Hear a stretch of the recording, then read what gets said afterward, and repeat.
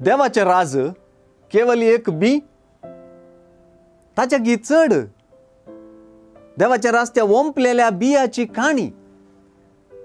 देवाचे राज केवल एक सासवाचे बी नाही, ते राज एक लांब काणी. सासवाचे बी म्हणून ससार करचेत असलेली गजाल ती नाही, बगर त्या सासवाच्या बियाचे वाडावळीची आणि फळादीकपणाची ती काणी. ती काणी शहराच्या गोंधळांनी वा वडवड गजालींनी विणलेली नाही. ती एका शहरा पयशिले हळ्ळेच्या रैताच्या गाद्यांत रोंबलेली.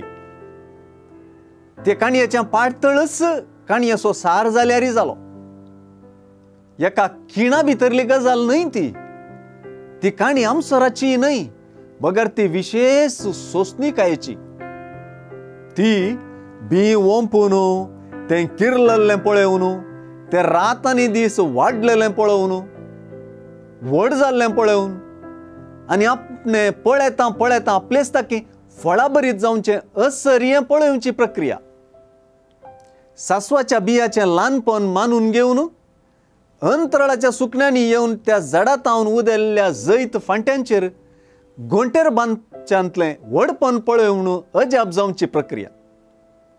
तर देवाचें राज एका दिसाचें वा एके घडयेचें न्हय, ते एके संततीचें. तें ल्हानतावन व्हड जावप, तें वाडोवन येवन फळ दिवप, तें अजापी रितीन संपूर्णतायेक पावप, तें भोव सोंसणीकायेन दिसान दीस वाडावळ देखतेल्याक दिसप. जेजूचे ओपारीक 1000 मुखां. जेजूचे ओपारीक एकच अर्थ म्हूण चिंतलोलो चूक समजता. जेजूचे ओपारीचे अर्थ अपरिमीत. ओपारीची मेर बिंकिरलोन वाडलेल्या गाद्याची मेर उतरता.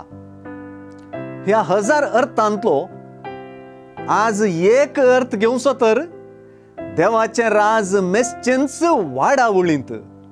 जावं वैयक्तीक अंतर जावं सामुदायिक, खंय वाडावळ आसा थंय तें राज आसा. खंय विविध मनोभावांक आनी परिस्थितींक लागून वाडावळ बसल्या थंय तें राज रुता करची गरज आसा.